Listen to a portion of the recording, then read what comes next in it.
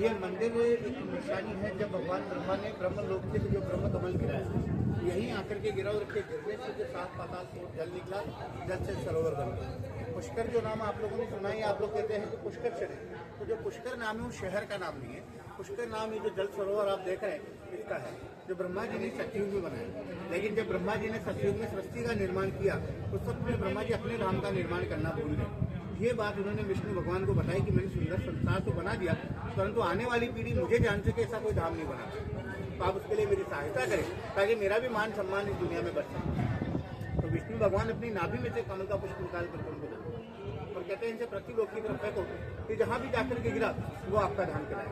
पुष्प ने ब्रह्मांड का 3 चक्कर लगाते हुए यहीं पर आकर के पुष्प गिरा। इसके गिरने से जो गर्जना हुई, उस गर्जना से धरती फटी और फटने से जल निकला और जल से सरोवर बना। उसके बाद में ब्रह्मा जी ने नाम रख दिया पुष्कर।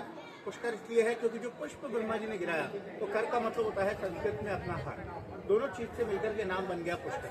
उसके बाद में ब्रह्मा जी ने यहाँ पे शुद्धिकरण हवन यज्ञ करके इस धाम को अपना बनाना था, जिसके लिए उन्होंने मुहूर्त की कला कार्तिक मास की एकादशी से लेकर के पूर्णिमा तक जो दिवाली से 10 दिन बाद में आती है, जिसे शायद आप पुष्कर मेले के नाम से भी जानते हैं, उन्हीं 5 दिनों के अंदर इसका शुद्धिकरण होना था।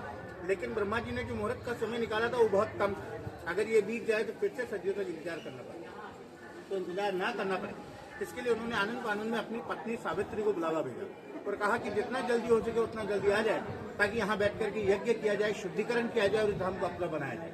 लेकिन माता सावित्री सोचती है कि इस दुनिया में सबसे पहला धाम जो बनने जा रहा है वो मेरे पतिदेव का है, यानी ब्रह्म पिता का है।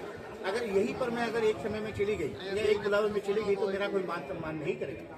तो अच्छे से सज दवर करके अगर मैं जाऊँ गाजे बाजे के साथ तो मेरा भी मान सम्मान बढ़ेगा, मैं भी जगत माता कहलाऊंगा।